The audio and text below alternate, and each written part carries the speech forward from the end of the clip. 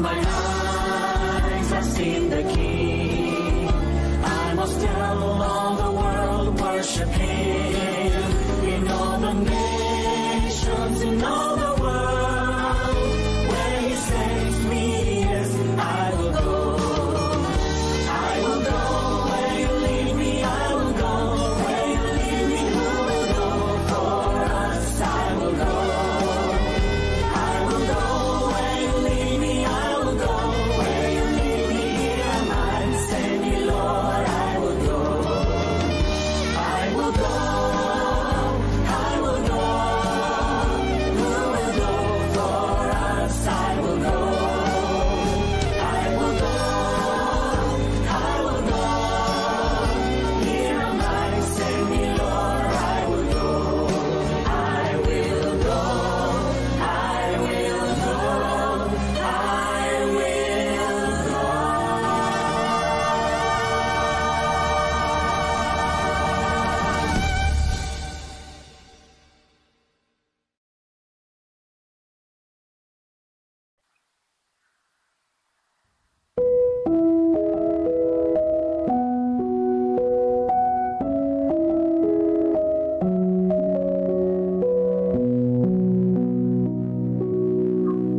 If God can take one now, life like mine, and make it whole.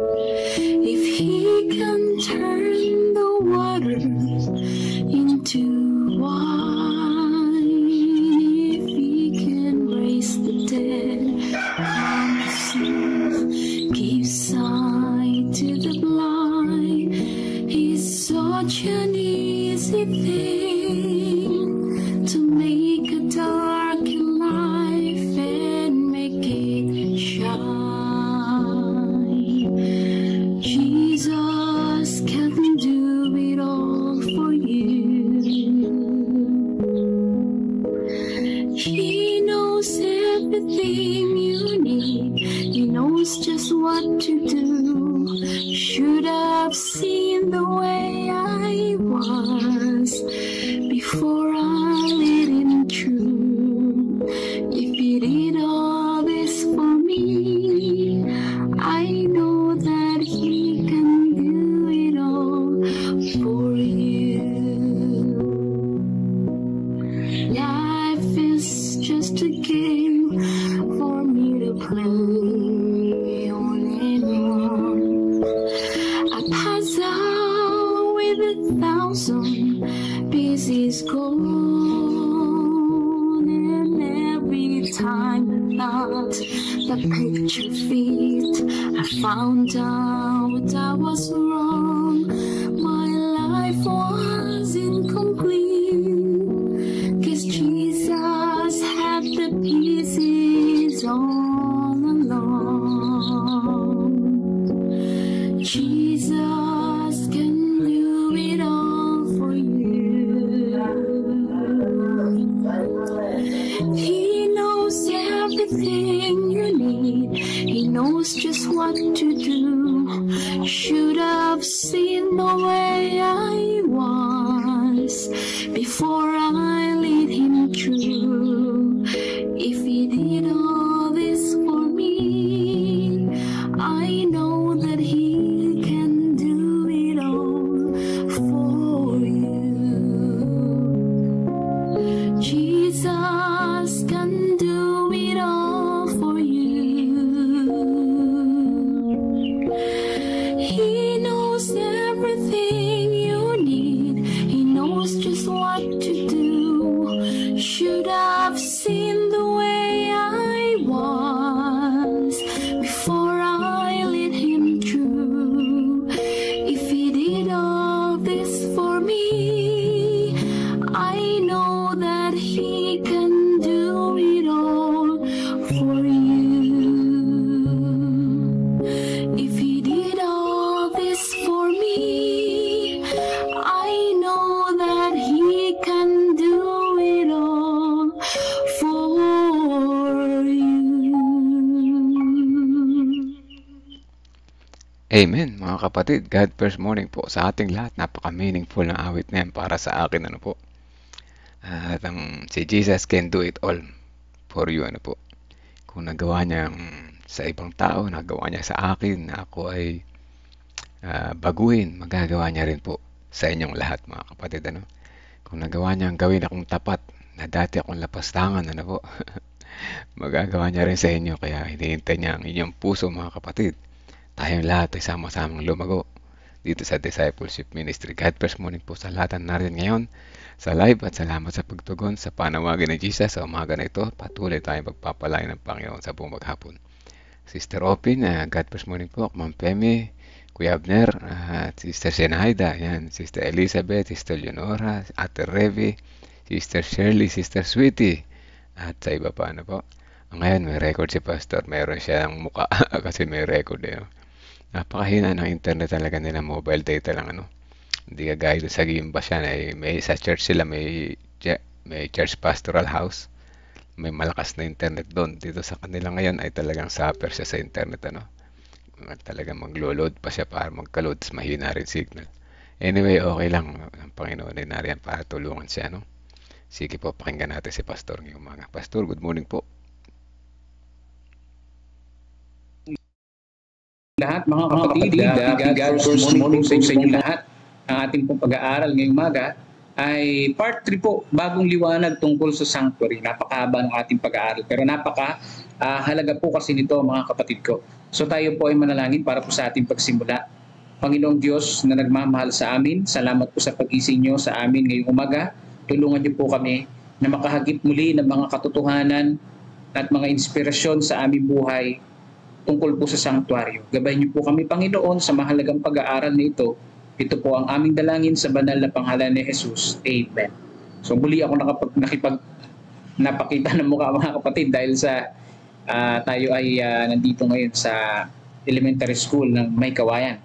So ngayon, ang sabi po dito sa ating text naman na binanggit, ang mga serbisyo sa sanctuaryo sa lupa ay nagsisilbing isang anyo at anino na makalangit na sanctuaryo, sapagkat si Moises ay binalaan ng Diyos nang malapit na niyang itayo ang tabernakulo. Tiyakin mo na iyong gagawin ang lahat ng mga bagay na ayon sa huwarang ipinakita sa iyo sa bundok. So narito po, kahapon po ay pinag-aralan natin yung verse 1 and 2 na ang Panginoong Jesus ay nandoon sa langit, na siya po ay nandoon sa sanctuary, na nagpunong pari natin na nag-ministry, huling ministry ng ating Panginoon bago siya dumating sa ikalawang pagparito.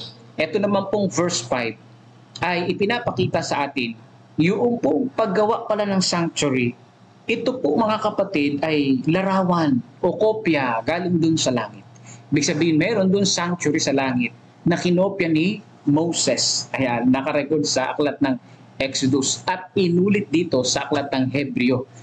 Kahapon, nakatagpo natin si Crosier, ang kaibigan ni Hiram Edson, na nagtalaga ng kanyang panahon sa masinsinan at malawak na pag-aaral ng Biblia tungkol sa kahulugan ng sanctuary. Ibig sabihin, talagang hindi nila invento. Pinag-aralan nila sa Bible, mga kapatid. At ang paglilinis na magaganap sa pagtatapos ng 2,300 days ng Daniel 8:14. Sa pagsulat sa Day Dawn na inilathala ni na Edson at F.B. Han, inilatag ni Crosier sa napaka-sistematikong paraan ang kanyang mga natuklasan. Ang isa sa kanyang mga unang konklusyon ay mali ang interpretasyon ni Miller dahil ang salitang sanctuaryo ay hindi maaring ipantukoy sa lupa mula sa alinpamang prinsipyo. So yun yung number 1 na mali na nakita niya kay William Miller, na yung interpretasyon ni Miller na sanctuary ay dito sa lupa. Yung sanctuary pala doon sa langit. Ayan. At sabi dito, maliwanag na sa kamay ni Crosier ang kanyang concordance nang mapansin niya na ang salitang sanctuaryo ay lumilitaw ng 104 na beses sa Biblia. 100 sa lumang tipan at 4 na beses sa bagong tipan. Ayan. Lahat ng ito ay nasa sulat sa mga Hebreo. So yung salitang sanctuary, mga kapatid, nangangahulugan po na ayon sa pag-aaral, hindi po talaga yung sanctuary na binabanggit doon sa Daniel 8:14 ay sa lupa, kundi doon sa langit. Nang maglaon sa kanyang artikulo, napaghinula ni Crosier na ang sanctuaryo ng Daniel 8:14 ay hindi maaring sanktuaryo ng mga Hudyo. Dahil ito ay hindi na maitatayo pang muli mula sa pagkawasak. O nga kasi sa panahon ni Daniel, nasa Babylonia na sila eh. Wasak na yung sanctuary, mga kapatid. No? Sinakop na sila ng Babylonia. Kaya, hindi na mauling maitatayo yung sanctuary ng mga Hudyo katulad ng dati na ipinagawa ng Panginoong Diyos kay Moises na kopya talaga, copy-paste doon po sa langit.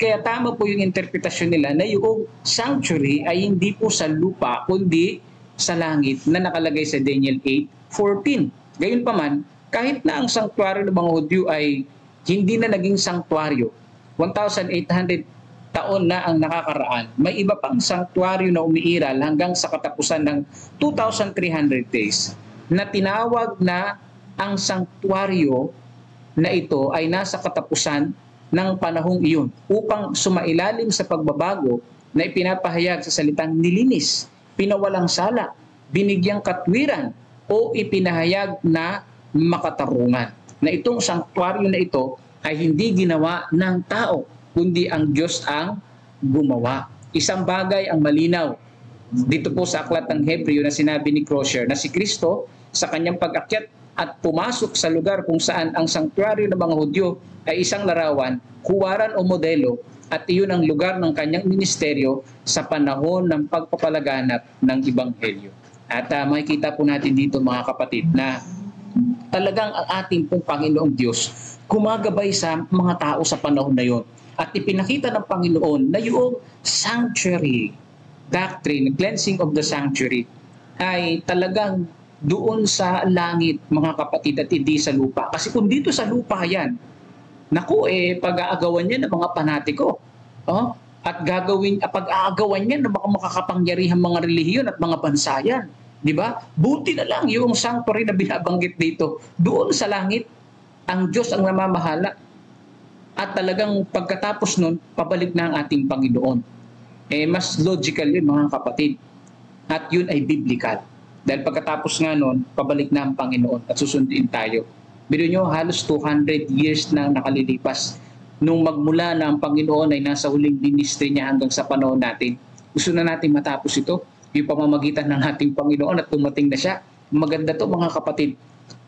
Sabi pa dito, walang alinlangan na ipinahihiwatig ng aklat ng Hebreo na mayroon tayong gayong mataas na saserdote, nakaduklok sa kanan ng trono ng kamahalan sa langit, isang ministro ng sanktuaryo, si Jesus. Ito ang tanging teksto sa Bagong Tipan kung saan matatagpuan ang salitang sanktuaryo, maliban sa tatlo na tumutukoy sa sanktuaryo ng mga Hudyo. At ngayon ay nakadarama tayong ligtas sa pagsasabing walang otoridad sa kasulatan para tawagin ang anumang bagay na sanktuaryo sa ilalim ng pagpapalaganap ng Ebanghelyo, kundi ang lugar ng ministeryo ni Kristo sa langit mula sa panahon ng kanyang pag-akyat sa Ama hanggang sa kanyang ikalawang pagparito. Ngayon ay maaari tayong magpasalamat sa Diyos. Salamat Panginoon na mayroon tayong Jesus bilang isang mataas na saserdote sa sanktuaryo sa langit. Dahil dito, siya ay may kakayahang magligtas sa lahat ng panahon sa mga lumalapit sa Diyos. Sa pamamagitan niya, yamang siya ay laging nabubuhay upang mamagitan para sa bawat isa sa atin. Amen. Yan ang nakalagay sa Hebreo 7:25. Hindi nagkasala ang Panginoong Diyos, hindi nagkasala si Jesus, siya ay ating tagapamagitan hanggang sa kapanahunan natin ngayon. Pagpalain tayong lahat ng ating tagapagligtas at patuloy nating sambahin ang ating pong Panginoon. God bless po sa inyo pong lahat at tayo po ay manalangin na pangunguna ni Brother Melvin Villasan. Amen, Pastor. Ayan, medyo nagmadali si Pastor. Simula natin service, parang kahapon yata sila. Parang kahapon yun, sa kanilang church, So, church ba yun? Ba't may kantahan? School pa. Baka yung school yung nakatabi ng church. Anyway, salamat po, At ang santuario sa lupa ay larawan ng santuario sa langit. Yung santuario na sinasabi ng mga Hudyo, hindi yung santuario sa langit kasi yun ay nawasak, nawasak. Pero ang pinakamaganda dyan, mga kapatid, ay si Jesus, yung ating high priest o dakilang saserdote. At sa mga kadaling salita, nakasisiguro tayo na tiyak ang ating kaligtasan sa pamamagitan ng kanyang pamamagitan. Kung si Jesus yung high priest, siya yung ating best friend. Pabira, no? Walang duda na tayo ay may langit na pupuntahan, ano? At sigurado yun na nariyan siya naghihintay para sa atin. Tayo na lang yung kulang, mga kapatid, ano? Kaya halina po kayo, mga kapatid, sabay-sabay tayong lumago, magbago, sabay tayong maglingkod sa Kanya. Dahil gusto ko at gusto natin lahat, at lalong gusto ni Jesus na tayo ay magkakasama doon sa santuaryo, ano po? God first morning po, sabi ni Ate Flor. Maraming salamat sa walang humpay na pagod pagpe-pray sa aming sambahayan. Tango na sa aming mga, lalo na siguro sa aming mga anak. Maraming salamat sa awa ng Diyos. Binigyan na niya ng work.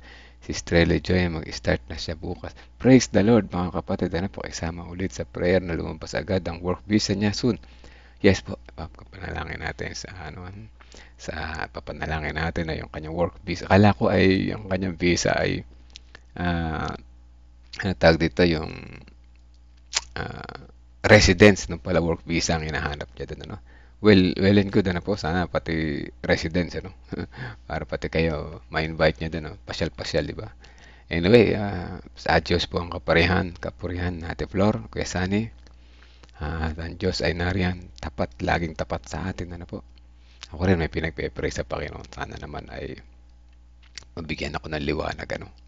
Naguguluhan ako, pero ito naman ay kalooban niya. Ako lang yung nag-hold kasi baka hindi ko kaya. Mahirap yung hindi ko kaya buong area, matindi, no. Buong area, usapang area na to, mga kapatid. Wag.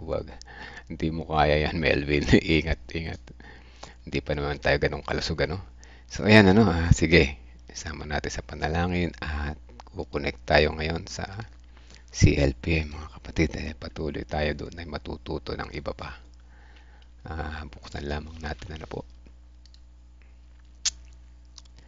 Masarap makadama, Ate Flor, ng answered prayer, ano po. Masarap makadama na ang Diyos ay hindi tayo pinababayaan. At mga kapatid, Ayan. pag nauubos na po yun, yung mga kapatid, hindi ko na po gagamitin yun. Yun po yung prinsipyo na it doesn't mean you must. Hindi ibig sabihin, ibinigay na po sa akin, gagamitin ko na sa pangsarili ko. Hindi, mga kapatid.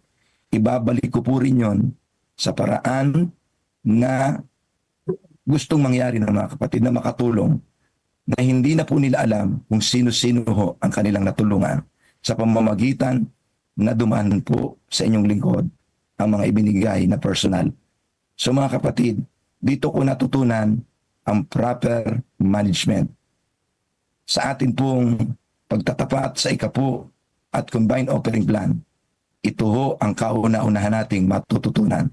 Ang proper management, put God first in all your income and the rest will be good. Lahat magiging mabuti na ang pamamahala kapag inuna ang Diyos. Mawawala ka na sa advance party, eventually magugulat ka, ikaw na ang pinagmumulan ng pagpapala. Put God first and you will never be last. Yan. Amen. Ano po? So, mayroon pa bang gustong mag-testify o kaya magsalita?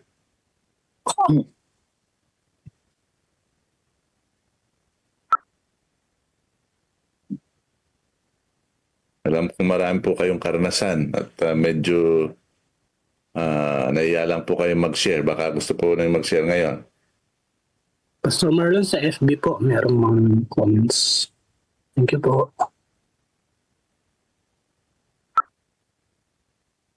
Sa FB, kaya mo bang basahin ba, Brother Edmond? Nandun sa ano? Sige po. Sabi po ni Brother Jericho Manlungat Diwa, sabi niya po rito, ako po noong hindi ko pa nauunawaan ng tithes at offering or COP, talagang ang ibinibigay ko lang po ay tithes, buo po yun. At totoo po, na minsan ay nagagamit pero wala pa po sa sobre. At ang nagiging offering ko lang, wala pa sa kalahati ng tithes ko.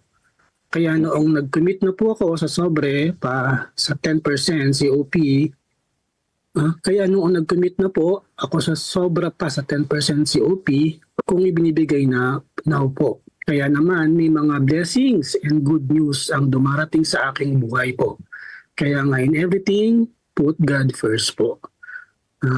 Sabi din po ni Sister, praise God po, Brother Jericho, sabi po ni Sister Neriza Erilia Francisco, totoo po ang aral at blessings ng COP. Mula nang nag-COP ako, may natitira pa na 1-month budget ko. Salamat po sa Diyos. Amen. Amen. Sabi po ni Sister Neriza Francisco rin, napagtagumpayan ko rin po ko na rin, no more Shopee and Lazada. Amen po. Amen po, Sister. Thank you po. Yes. Yan po yung problema ngayon, Brother Sabio. Problema po nating lahat yan ay maya't maya ay nakapindot sa ating mga app. Ay araw-araw may nagdi-deliver. Ewan ko ba saan yung ginagamit yan? Oo nga po, Pastor. Ang okay lang po mag-Lazada, Shopee, basta po naitabi na natin yung tithe offering. Yan. Ay, sa akin, Brother Sabio, hindi tama yon. Sige. Sorry po. hindi po natin kailangan, mga kapatid. Huwag na natin pong ipilit yun. Unahin po natin yung pag-aralan natin, tanggihan yung sarili natin. Alam niyo, mga kapatid, another ko pang testimony. Alam niyo po yung pastor ay lipat dito, lipat doon, lipat ng lipat, mga kapatid. Kaya yung pastor hindi maingat dito sa bagay na ito. Wala nang paglalagyan yung susunod ninyo. Yung inyong truck, ate jeep lang ang naghahakot. Ngayon truck na. Yung lilipatan ng bahay. Sa halip na maliit, malaki na. Eh siyempre pag malaki na upa nun. Eh magkakaroon talaga tayo ng asawa ko sa akin. Alam nyo, ako ay natutuwa sa Panginoon pero nalulungkot din ako. Eh sa mahabang panahon na mga bagay na sabi nga ng asawa ko sa akin Ati, itapon na natin to kasi hindi mo naman ito binuksan ng 1 taon. Nabuhay ka naman, maganda ka pa rin naman mag-sermon. Ganun mga kapatid. Eh bakit kailangan mo pa yan, dadalhin mo pa yan sa isang bahay na lilipatan natin? Uupahan uli natin, malaking bahay na kailangan. Isa-isang tabi na natin yan, isort out na lahat yan at ipamigay kung dapat ipamigay. O mga kapatid, alam nyo, napagtanto ko, mayroong mga bagay kaming nabili na hindi na namin kailangang ilipat pa sa isang lugar. Bakit? Dapat ipamigay ng lahat. Mayroong mga bagay na nabili na isang beses lang nagamit. Pantalon, damit, binigay na ng mga kapatid, bibili ka pa uli. Nagbigay na yung mga kapatid, bibili ka pa uli kasi yung pong tinatawag nating self-denial, hindi nag-ahari. Kaya paglipat, kinabibili pa uli ng panibagong aparador para sabitan uli ng mga bagong damit.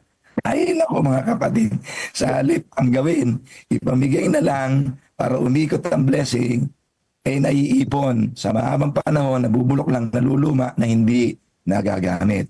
So yan po ay mga prinsipyo ng stewardship of management. So yan po mga kapatid, salamat po. Okay, maraming salamat po. Pastor, morning po. Sige po. Last lang po at maiksi lang. Good morning po, God first morning. Naalala ko po yung panahon na kami ay sakto lang. Kahit nasa ibang bansa po kami noon, ay nagkasunod-sunod pa po yung trahedya o masasabi kong yung bayaw ko kasi noon nagkaroon ng cancer. Yung tatay, yung biyanan ko, nagkasakit. Hindi namin alam, cancer din pala. Tapos itong si Mrs. nabuntis pa. At umiiyak siya. Sabi niya, paano na to? Sabi gano'n. Ang aming sweldo, kahit may trabaho ako, may trabaho din si Mrs. ay talaga namang sakto lang. Kasi nagpapadala kami dito sa bayaw ko. Talagang pag magsha-shopping kami noon or magsha-shopping yung magpupunta kami sa supermarket para bumili ng sanlinggo na pagkain. Sabi namin muna dun sa mga anak namin, yung 2 pa lang yung anak namin. Anak, huwag kayong kukuha ng pagkain nyo na yung mga gusto nila kasi wala tayong pera. Sabi po nung anak namin na isa, di naman natin kailangan yung pera. Thank you, may tubig na mainit. Hindi naman natin kailangan yung pera, basta may card ka lang, okay na. Kaya natatawa po kami. At yung pong tithes namin, yung offering namin, ay nahihiram namin. Nahihiram po namin. Mauunawaan naman ng Panginoon ito eh. Ang nangyayari po talaga pong hindi pa natatapos yung buwan, ay talagang hindi namin alam kung saan kami makukuha. At kaya yung credit card talaga, lumalaki ang namin sa credit card. Kaya tapos may dumating po sa akin na bonus, ay tuwa kami na nakukuhanan pa rin namin ng minsan nakukuhanan pa rin po namin ng na-advance po namin, kumbaga. Pero noong pong natutunan namin na subukan natin ng Panginoon, nag-usap kami ni Mrs. Nanalangin kami. Simula po noon, talaga pong na-experience namin na kahit na konti lang. Kasi kung may dumating man na malaking biyaya o yung bonus at nagalaw po namin yun, nabawasan namin yung aming tithes, tapos yung offering kakaunti lang, masisira naman po yung sasakyan. May pagagawa ka naman. Samantalang kung naging tapat kami, nakita po namin, naging tapat kami talaga. Binawas na po namin kaagad. Pagkakuha, binawas namin kaagad. Bahala ang Panginoon. Ay, sumusobra pa po yung aming pera. Kaya ever since, mula po noon hanggang ngayon, talaga pong magtapat tayo no matter what. Kailangan i-kona natin. Ang gusto ng Panginoon yung magtiwala lang tayo sa Kanya. Ayun lamang po. Amen. Praise the Lord. Thank you, my friend. Tayo po ay dadako na sa atin hong message para po sa panguna po ni Pastor Nelvin Alabanza. Amen. A certain missionary had challenged his church members to make a sacrifice for the cause of God. Not long after, when visiting one of the poorest families in the church, he could not believe his eyes. He noticed that the eldest son was pulling the plow instead of the only ox the family once owned. When the missionary asked, "Where is the ox?" he was surprised by the answer. "We sold it so we could give an offering for the new place of worship to God." The missionary couldn't hold back the tears as he grasped the enormity of the family's sacrifice. In 2 Corinthians 8, Paul presents the Macedonian church as an example to teach the principles of true faithfulness. Macedonian Christians lived in extreme poverty and faced persecution for believing in the Lord Jesus. Many under similar conditions would operate in a self-preservation mode, but not the Macedonians. The Macedonians' faithfulness teaches us the following principles. First, temporal limitations do not mean spiritual limitations. The Macedonian example eloquently teaches a valuable lesson to those in the church who are called to serve the Lord in poverty. We look at our condition and ask ourselves, can we still give something to the Lord as poor as we are? Some of our people may be experiencing financial trials and challenges. Still, the strong example of the Macedonians silences all our excuses until we are forced to confess that our selfishness and self-preservation mode prevents us from giving generously to the cause of God. Second, they had understood the great gift of God's grace before giving themselves to God. By nature, we are self-centered and not capable of giving generously. In the same way, before giving freely to God's cause, we must find God's grace in the person of Jesus Christ and then give ourselves entirely to Him. Understanding His sacrifice on the cross for us will touch the invisible strings of our hearts and melt our selfishness. When Christ owns our hearts, He also owns our wallets and purses. By going to God's presence, we are strengthened to do what is necessary. As we return, tithe, and promise regular and systematic offerings, may we put our desires last and God first. Amen.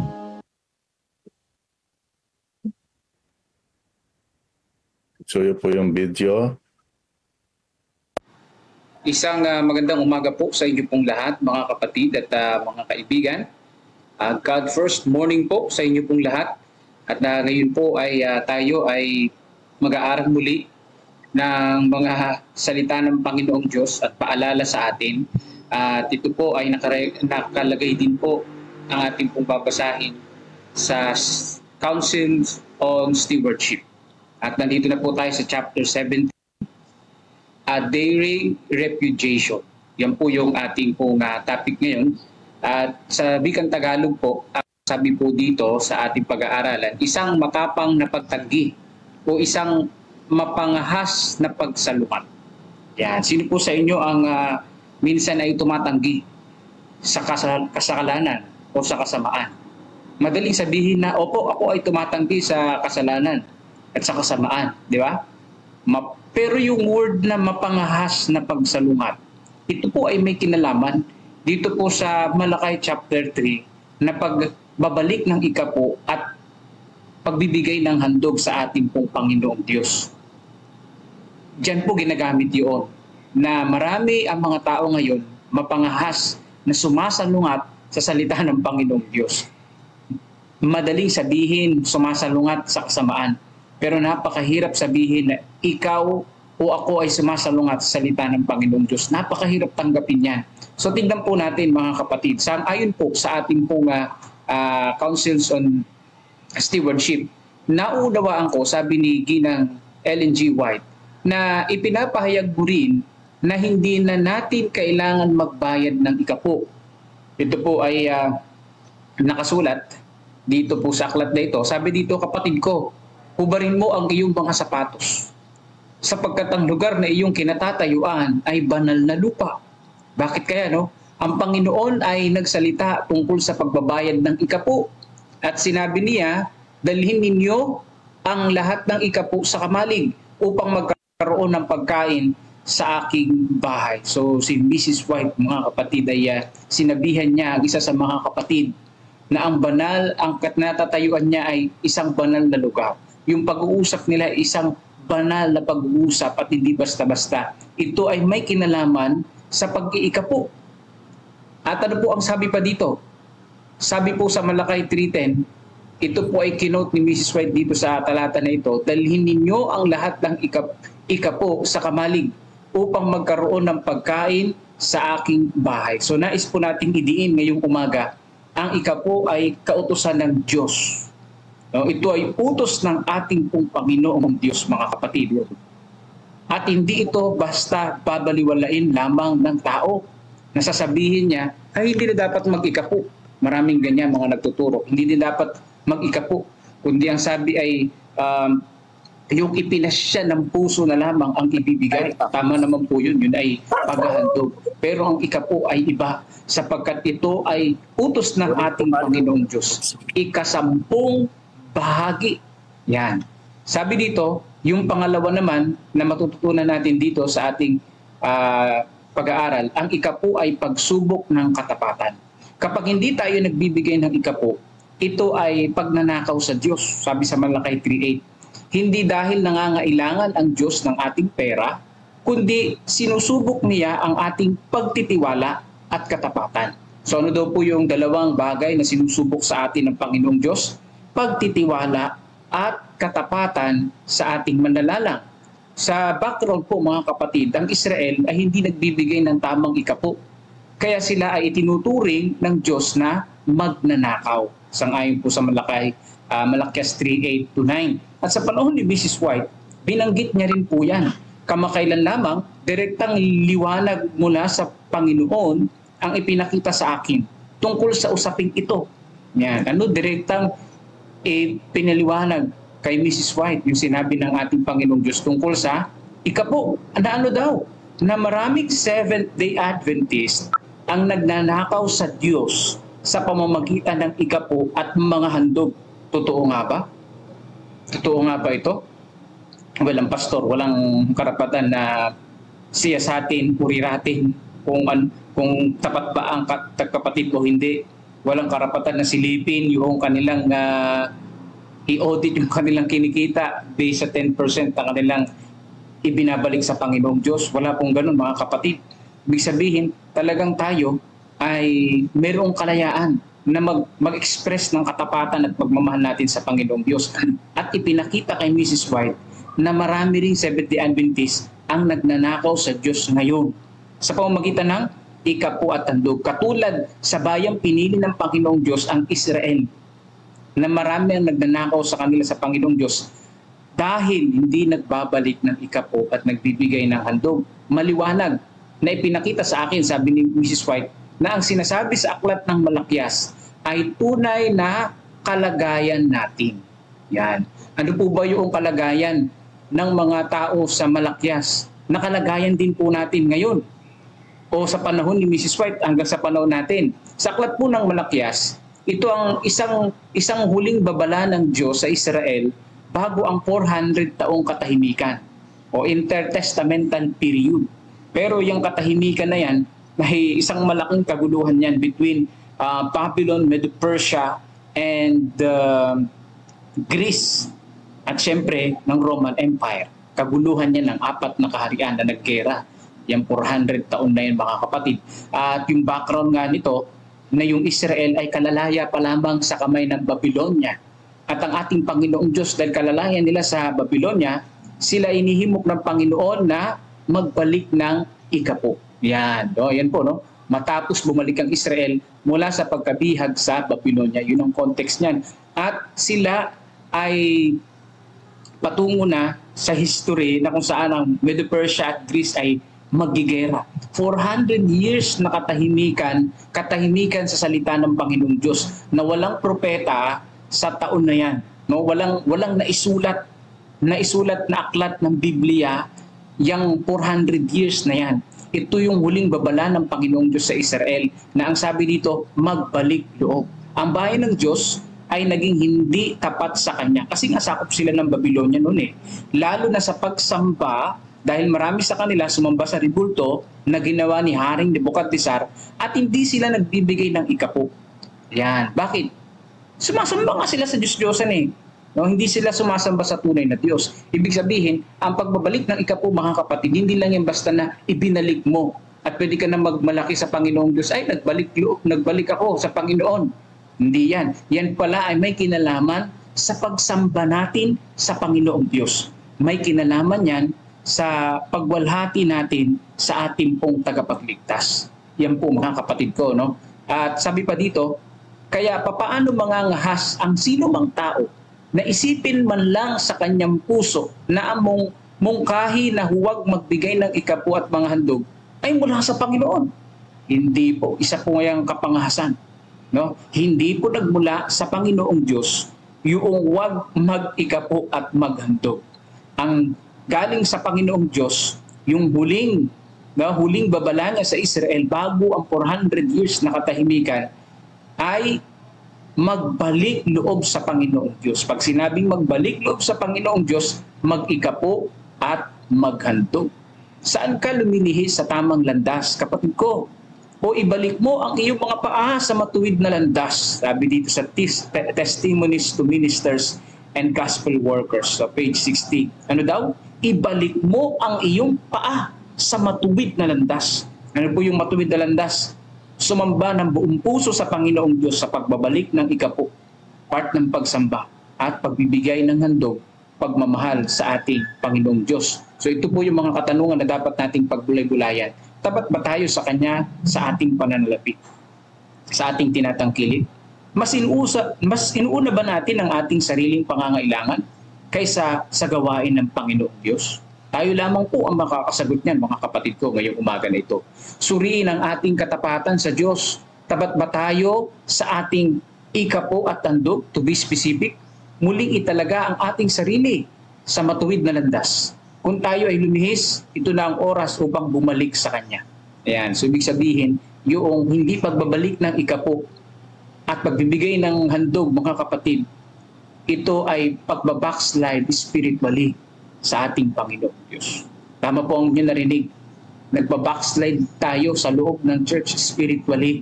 Hindi natin sinasampalatayanan at nagtitiwala sa Panginoong Diyos kapag hindi tayo nagbabalik ng ikapo.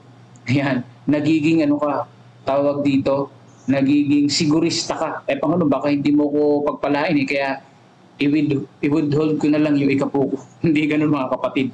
Ang dapat natin gawin, ipagkatiwala ang ating pangangailangan sa Diyos. Ang tunay na kasaganaan ay nagmumula sa pagsunod sa Kanya. No? Ulitin natin, ang tunay na kasaganaan ay nagmumula sa ating Panginoong Diyos. Isang hamon mula sa Panginoong Diyos. At alam niyo po ba mga kapatid ko, ito lamang ang tanging talata sa Biblia kung saan hinahamon tayo ng Diyos na subukin siya. Sige nga, magbigay pa po kayo ng ibang mga talata bukod sa hamon ng Panginoong Diyos na ito. Ito lamang ang tanging talata sa Biblia na merong hamon na subukin ng Panginoong Diyos. Ano ang sabi sa 3:10 ng Malakyas? Subukin ninyo ako ngayon sa bagay na ito, sabi ng mga Panginoon, sabi ng mga hukbo, sabi ng Panginoon ng mga hukbo, kung hindi ko bubuksan sa inyo ang mga bintana ng langit at ibubuhos ko sa inyo ang isang pagpapala na walang sapat na silid upang tanggapin ito. Ito po ang hamon na nag-iisa ng ating Panginoong Diyos. Hindi lang ito tungkol sa material na yaman, kundi pati sa proteksyon, spiritual growth, at divine favor, mga kapatid. Kaya sa umaga po na ito, nararapat lamang na ibalik natin ang papuri at pagsamba sa ating pong Panginoong Diyos. Kilalanin natin siya na siyang nagbibigay ng lahat-lahat para po sa atin. Huwag na po tayong maging mapangahas sa pagsalungat sa nais ng Panginoong Diyos. Bagkus, mga kapatid, ay naisin natin ng ating Panginoong Diyos ang maging Diyos natin habang buhay. Siya po ang ating patuloy na paglingkuran at patuloy na sambahin. No? At makikita po natin dito, hindi po nawa tayo masali sa mga taong sinabi ng Panginoong Diyos na magnanakaw sa Kanya, kundi tapat tayo sa ating tagapagligtas. Naalala ko noon, nung aking mahal na nanay, laging galit na galit yun, bawat araw. No? Bawat araw, gagalit yun kasi nga, wala kami pambiling bigas, wala kaming makain. Pag wala kaming almusal, ang gagawin ni nanay si tatay ko maaga na yung mamamasada. Tapos mag-aabang na yun sa kalsada at aantayin yung aking mahal na ama. Kasi marami na yung pasero pag mga alas 6, alas 7, may pagpabili na kami ng almusal sa umaga. Ganyan po ang gawain ng aking mga magulang noon. No? Pero nagtataka ako, kahit na ang nanay ko dakdak na magtipid kayo, huwag kayo masyadong gumastos. Sapat lang yung kinikita ng tatay nyo, ito lang yung pagkain natin. Bagamat yung nanay ko ay nakakarindi yung pagsasalita niya, pagbubunga nga niya dati. Hindi ko talaga makalimutan at hindi ko rin maintindihan noon na yung nanay ko pag madaling araw may nagbibilang ng pera. Tapos may nilalagay siya sa sobre at pag Sabado, mga kapatid, nakikita ko nagbabalik siya ng ikapot handog. Hindi ko alam kung gaano siya katapat sa Panginoon pero yun ang nakikita ko. Hindi ko naman kasi nakwento kung magkano yung kinikita ng tatay ko at ilang porsyento talaga yung binalik ng nanay ko. Basta yun ang nakikita ko tuwing araw ng Sabat. Nagbabalik siya sa Panginoong Diyos. Bagamat sinasabi niya bawat araw, wala na tayong makain, wala na tayong ganito, magtipid kayo. Nakita ko doon sa aking mga magulang yung katapatan nila sa ating Panginoong Diyos. Hindi man kami yumaman, pero iningatan kami ng Panginoon at sinapatan ang aming lahat ng pangangailangan. Kaya po mga kapatid, naulitin natin, huwag na tayong sumalungat sa nais ng Panginoong Diyos. Bagkus, manghawakan natin ito. Nahamon ng Panginoon at i-challenge natin ang ating Panginoong Diyos at tiyak na hindi tayo mahuhuli kapag kainuna natin ang ating pong Panginoong Diyos. Muli po, magandang umaga po sa inyo pong lahat. Amen. Praise the Lord. Amen. Amen. Amen. Tayo po ngayon ay dadako po sa ating harvest commitment prayer. Magsa-silent prayer po tayo tapos ay pangunahan po tayo ng ating mahal na Pangulo sa panalangin. Pagkatapos po noon, dadako na tayo sa ating United Prayer. After nung video clip na ipipresent po ng ating Presidente, pangunahan po tayo ni Pastor Alpi David sa adoration.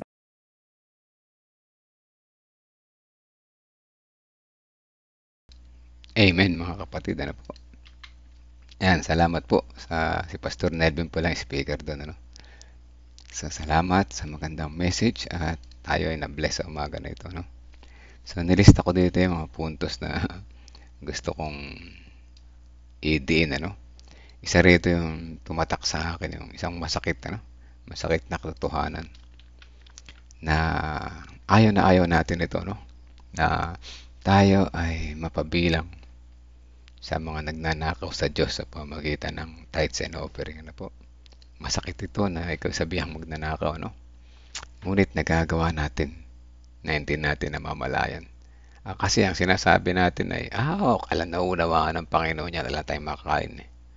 No, mga kapatid, ano? Tayo ang hindi nakakaunawa, mga kapatid. Tayo yung walang tiwala sa Panginoon. Ganda nga na sinabi ni Pastor Nelvin, nasabi ng nanay niya, tipid-tipid kayo, wala tayong makakain. Pero ting umaga, pera nilalagay sa sobre, no? Yun ang magandang practice, mga kapatid. Para hindi natin magastos yung ating tithes and offering. Bawat araw, kung kumikita tayo bawat araw, tulad na iba pang mga may business, ano? Ilagay na natin sa sobre yung bawat araw na 10% tithe, at kung 10% din yung promise offering mo, ilagay nyo na po doon. At siguradong masarap nang gumasta pagka naitabi mo na, no? At sa Sabado, bibigay mo na lang.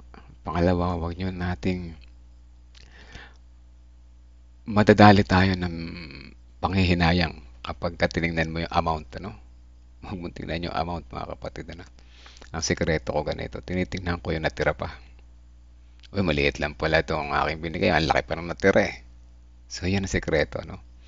At wag nating gagalawin yan, ano? Wag nating utangin. Sabi nga ng isang kapatid, kailanman Kuya Arman, sabi, kailanman di mo yan mababayaran pag inutangan mo yung tithes and offering. Kuya Arman, yung sinabi niya, totoo yun. Ano? Bakit? Dati ko rin ginagawa yung mga kapatid. Hindi ko naman na ibabalik pag ginamit ko na. Isa akong lapastangan dati, mga kapatid. Ano? So, wag nyo na subukan. So, ngayon, dahil tatabi ko na, hindi ko na ginagalaw araw-araw. So, okay na yun. Naka-safety na. Ano man yung gastusin ko, at least naka-safety na yun sa aking pagtatapat, ano po. At sa totoo lang, hindi yan mahirap, ano. Ang pumipigil lang sa ating sarili. At tandaan natin na yung pagbabalik na ikapo, hindi yan pera-pera, ano. Isa yung sagrado, isa yung banal, isa yung utos ng Panginoon, sabi nga ni Pastor, ano. Isa yan sa, hindi lamang yan protection, hindi lamang yan material, kundi yan ay proteksyon, ano. Proteksyon saan? Sa ating pagkatao, na hindi tayo maging magnanakaw. At isa yan, spiritual growth. Grabe, no? Character development. Kita nyo, character development, mga kapatid. Una-una, kasi everyday naiisip mo ang Panginoon. Di ka magtitino, di ba? Uy, nakabantay sa akin ang Panginoon. Tabi ko na to. Uy, nakabantay sa akin ang Panginoon. Bawal akong magsalita ng masasakit. Bawal akong mag-isip ng di maganda. So, yan, ano? Uy, nakatingin sa akin ang Panginoon. Pag malit akong masabat, ako ay nakakahiya naman, ano. So, ganun, ano, spiritual growth, character development. At yan ay divine favor, yung pinakagusto ko sinabi ni Pastor. Divine favor, ano. So, mga kapatid, alam kong hindi tayo perfecto, pero may pagkakataon pa para magbago habang gumigising tayo sa umaga. Napapahimin si Brother Ramon, ano. At napapahimin si Brother Ramon. So, ayan, ano, gumigising tayo sa bawat umaga. Blessing na yan, ano. Para tawagin tayo, magbago ka na, mga kapatid, magbago ka na, sabi sa atin ni Jesus. Maging tapat ka sa akin dahil ako kailanman ay palaging tapat sa iyo. Tingnan natin yung ating kalagayan sa panahon ngayon. Gaano ba tayo katapat sa Panginoon? Gaano ba tayo kadamot sa Panginoon? Sa kabila ng mga blessing na binigay niya sa ating araw-araw, pinagaling tayo sa karamdaman, binigyan tayo ng buhay, binigyan tayo ng pagkakataon magbago, mga kapatid. Mga kapatid, hindi pa hulihan lahat. Ano, tinatawag niya tayo na ayusin natin yung alam nating mali. Ano? Pag alam nating mali, kaya nating itama yan sa tulong ni Jesus. At alam nyo, nakakahawa yung pagiging tapat sa Panginoon. Mag-testimony kayo sa church. Mag-testimony kayo, makakahawa kayo. Mag-testimony kayo na palagi na kayong uma-attend ng Sabat na maaga. Nagkukontinue kayo sa hapon. Ay, praise the Lord, ano, nung Sabat, AY ba? Marami-rami kami, ano? Halos na kalahati yung naiwan sa church, ano? Sana mas marami pa ako mga budol, ano? Ako si Budol King, mga kapatid, ano? Pero ginagamit ko ang nagamit ko lang yung dapat kong gawin, ano. Sana mas marami pa sa maagang umattend. Sana mas marami pang maiwan sa AY. At ang isang maganda dyan, yun, di ba, may naiwan, ano. Meron isang mag-asawa na bumalik. Nag-iisang mag-asawa na bumalik. Kasi yung kadalasan pag umuwi na ng tanghali, hindi na bumabalik, ano. So, praise the Lord, ano, may isa. Binanggit ko sa kanya, alam niya ba, bro? Sa lahat ng umuwi kanina, kayong dalawa yung nagbalik. Tinatawag kayo ng Panginoon para patuloy na bumalik, ano. Patuloy na bumalik. Hindi ako nag-i-invite sa inyo, kundi si Jesus. Ganun, ano, ganyan ako mambudol, mga kapatid, ano. Yan naman ay totoo. Walang halong joke yun, walang halong scam. Ay tunay na si Jesus yung tumatawag sa atin. Kahit pala every Sabbath ay nagsisimba tayo kung hindi tayo nagbibigay ng tamang handog at ika po, backsider pa rin tayo. Totoo po, Ate Rebe. Ito nga, no, sinabi ko ng mga nakakarang araw, ano, kung matatandaan nyo. Nagtatights tayo. Wait. Yan ba ay talagang 10%? Totoo bang 10% yung tithes mo? O basta nalang binunot mo, nilagay mo tithes, di ba? Baka naman nagkakasala. Sinasayang nyo lang yung pagsasamba nyo, sinasayang nyo lang yung inyong ginagawa. Sa pamamagitan ng ganyang paggawa, ay nagnanakaw tayo sa Panginoon. Ay nagkakasala tayo pa ulit-ulit, mga kapatid. Kung magta-tithes kayo, make sure it is tithes. 10%, ano po? 10%. Kasi masakit yan. Tanggapin na niluloko natin sarili natin dyan, ano? Tithes, pero higpit pala na tithe, hindi pala tithes talaga, no? Kaya mag-isip-isip tayo sa ating mga gawain, mga kapatid, ano po. Alam nyo, ganito rin ginawa ko dati. Marumi talaga yung isip ko dati. Para may offering ako, hatiin ko na lang. Yung dati kong binibigay na ganito, hatiin ko sa dalawa, maging tithes and offering na. Mali, mga kapatid, huwag natin dayaan yung sarili natin. Our Lord Jesus Christ, our God, is the all-knowing God. Alam niya yung laman ng ating puso kung tayo madaya. Hindi tayo makakatago, mga kapatid. Kahit sa ilalim ng lamesa pa yan. Magtago ka sa muot ka sa ilalim ng higaan. Makikita niya yung ginagawa natin, ano? At gayon pa man, itong maganda, no? Tandaan natin lahat. Kahit ginagawa natin yun, nandyan siya. Binibigyan tayo ng pag-asa. Sa bawat umaga na tayo ay makapagbago. Kita niya po. Ginagamit niya lahat para makita natin ang ating maling ginagawa. Para may pagkakataon tayo magbago. Yun ba, hindi ba blessing na agad yun? Na may pagkakataon tayo magbago, hindi ba? So, tandaan natin, mga kapatid, hindi pera-pera lang. Itong usapan na ito, no? Ito ay spiritual growth. Ating continuous connection with Jesus, ang ating paglago.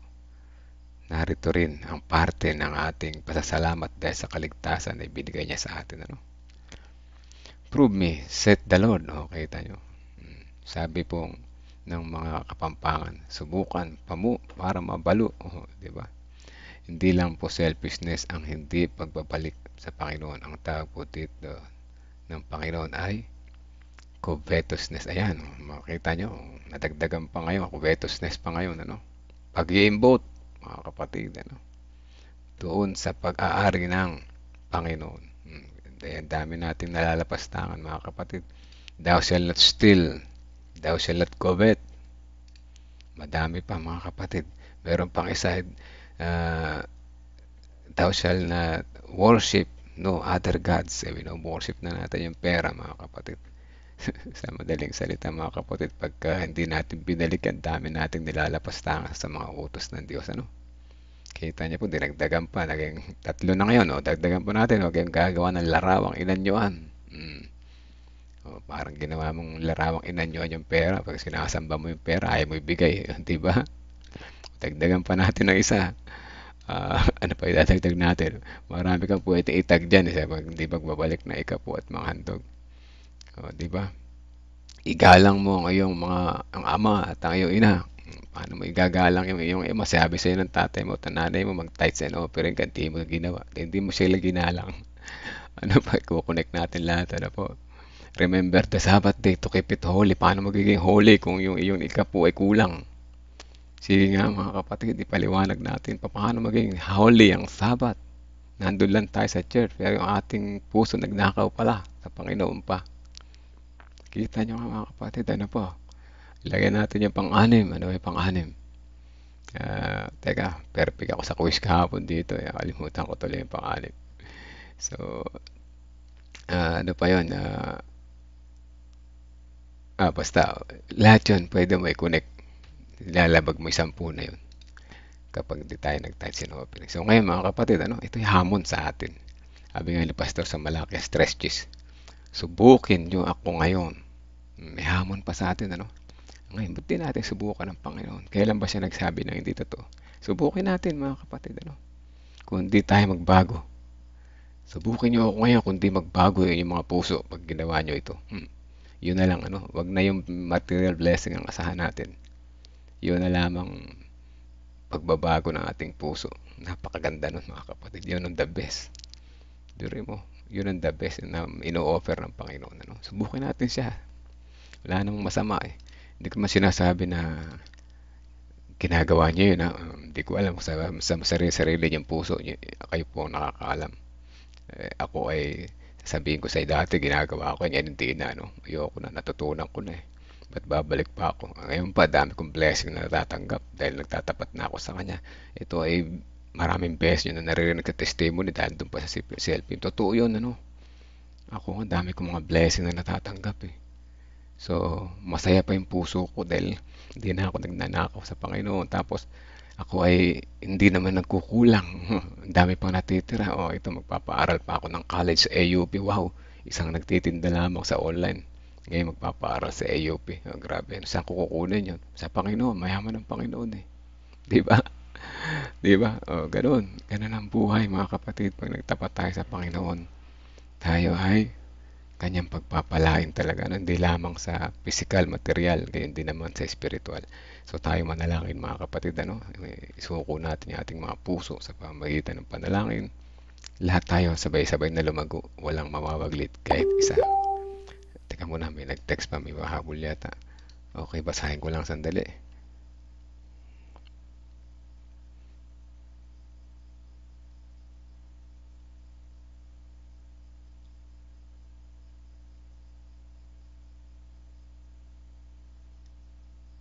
Ayun, sige po. Tuloy lang naman natin ang panalangin. Wala namang problema. Sa Panginoon po ang kapurihan, Sister Rosel. Sige po, let's pray po mga kapatid. Ibulong nyo na yung mga prayers nyo. Importante, unahin nyo yung mga puso. Ibulong yan. Ako na mismo nagsasabi sa inyo. Si Jesus ang nagsasabi sa inyo. Ibulong nyo na po yan. Unahin nyo yung mga puso nyo na mabago. Na matutunan natin na wala yung ating selfishness. 10 to 20 seconds, silent prayer. Ibulong nyo na po mga gusto nyo ipulong sa Panginoon. Yes, agad ang answer ng Panginoon kapag yung puso natin ang ilalapit natin sa Kanya na gusto nating mabago. Let's pray po.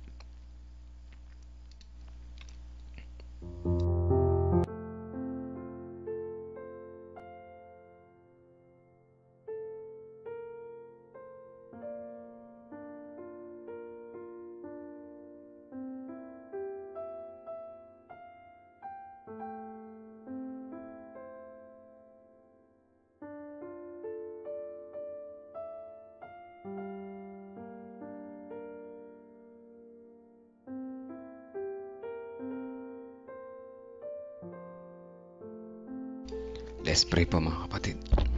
Amang banal na makapangyarihan sa lahat. Sa umaga na ito, patuloy po ang aming pasalamat po sa inyo. Sapagkat muli nyo kaming ginising. Muli nyo kaming binigyan ng mga magagandang lesson, reminders. Muli nyo kaming tinawag.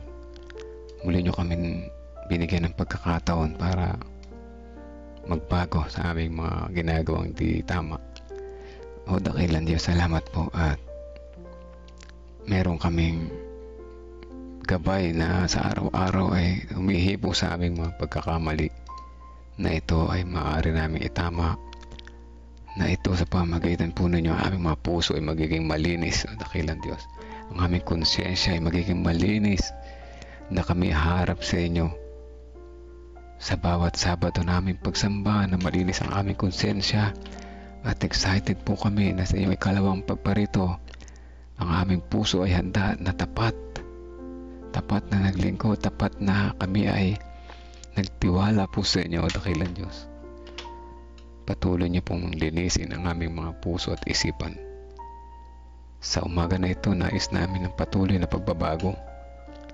At sa aming sariling kakayanan ay wala po kaming magagawa. Sa aming mga panalangin, nais namin isama sa panalangin ng mga prayer request ng kapatiran na kasama namin na nalangin sa umaga na ito. May kanya-kanya po kami mga prayer request na aming ibinulong.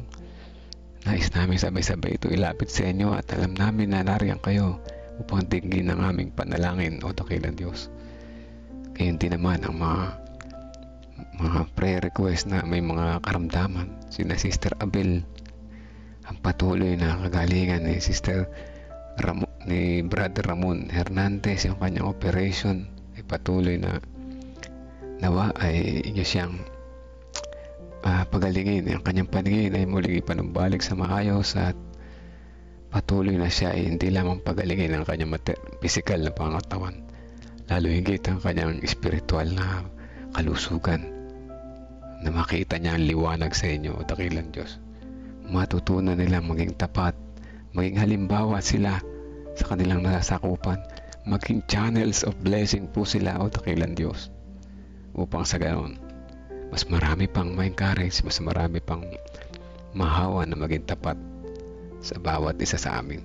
Dalangin din po namin ang kagalingan ni Nanay Juning, si Ma'am Carmen, si Doc Partida, at si Tatay Divino Alabanza, gayon din si Sister Ana Rosbel Hermino, si Nanay Sarmiento, si Nanay Bilin, at ang iba pang may mga karamdaman naming mga kapatiran. Gayon din ang sambayan ni Nanay Nerissa Francisco, kasama na si Brother Reynaldo Eusebio sa patuloy na kagalingan, si Liway Erilla na may sakit, at gayon din sa bata na si Veronica sa aming sinasama sa panalangin.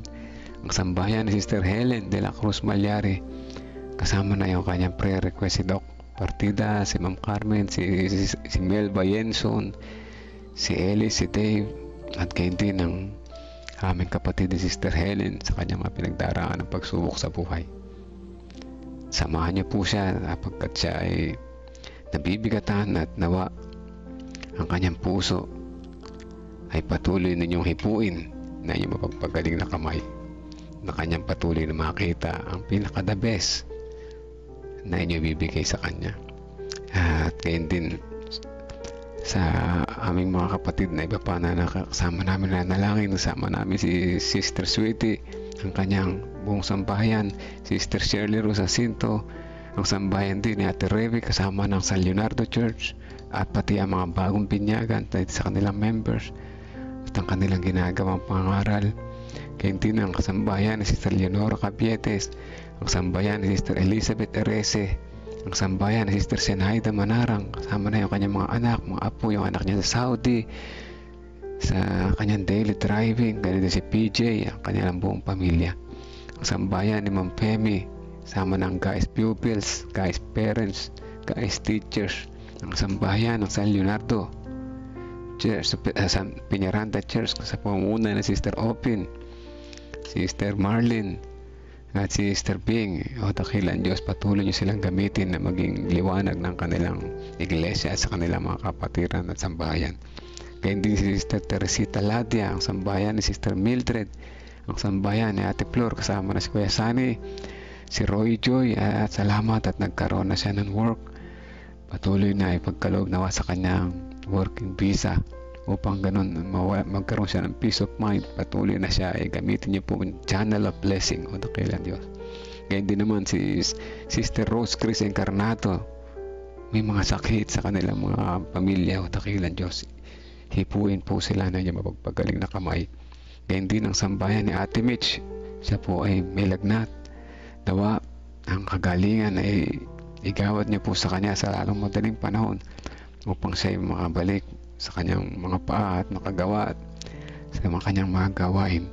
Dalangin din namin si Sister Marlene at kanyang buong sambayan, Sister Emelinda, kasama na si Brother Eliseo, mama niya, si John Mark, si Jovan, si Angela, at ganyan din naman si Popoy. At ganyan din kasama namin sa panalangin ng sambayan, Sister Penny Ronas, Sister Juliet Barsibal, at sa lahat ng mga nakikinig sa background, kasama namin na nalangin, kasama namin sa umaga nito. Patawarin niyo po kami kung saan niyo kami nasumpungan, nagkulang at nagkasala. Ito po kami dalangin sa pangalan na Jesus namin tagapagligtas.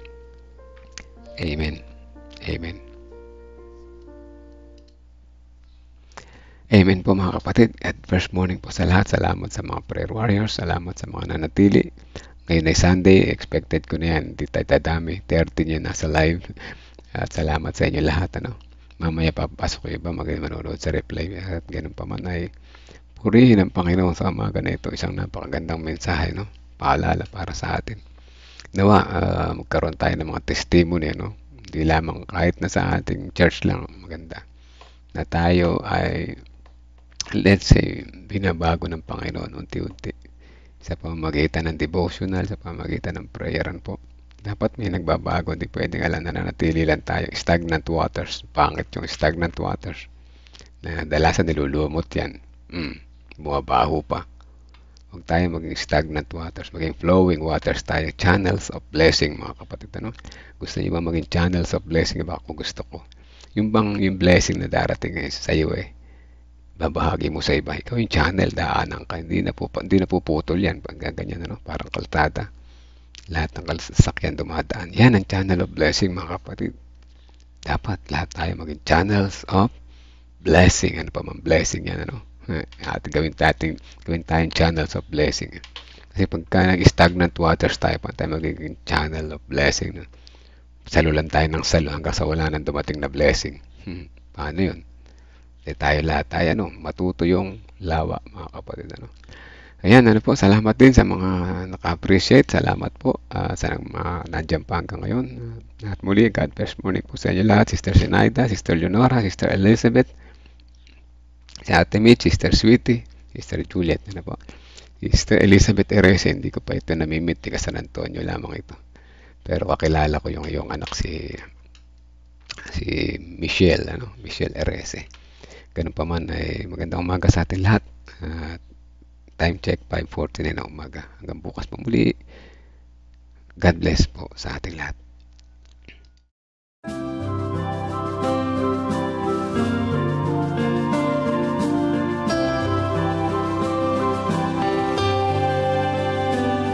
I hear the voice of Jesus calling. My answer is I will go. I see the need of people crying. My answer is I will go.